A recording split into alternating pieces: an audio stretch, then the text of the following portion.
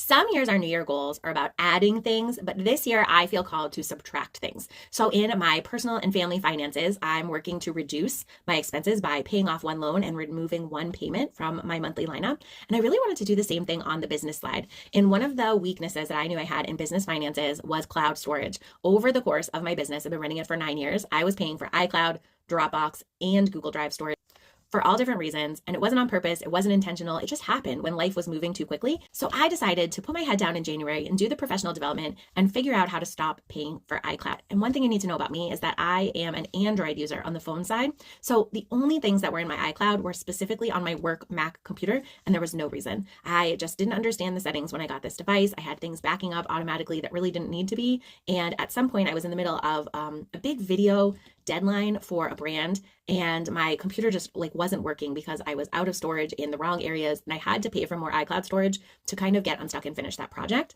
And then the pandemic happened, all of these things. When I actually dove into my iCloud storage, it was all things from 2018, 2019 that I've probably been paying to store every single month, not because I truly needed that storage, but because, if we're being humble, I just didn't know how to fix the problem.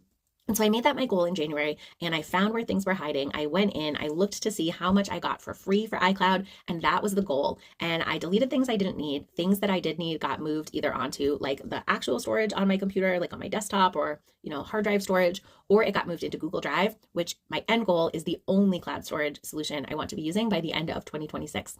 So it wasn't a huge goal. I wasn't paying a lot. I was probably paying $2.99 a month, but it was annoying. Every month I saw that charge come up. I was like, why am I paying for iCloud? I don't need this. And I think those monthly recurring expenses can get out of hand very, very quickly. So if you're looking for a teeny tiny goal, I wanted to share that felt like an amazing way to start the year for me. I put my head down, I did some research on YouTube, I tried to figure it out, and I went in and I did the work to figure out what was in my iCloud, learn how to turn it off.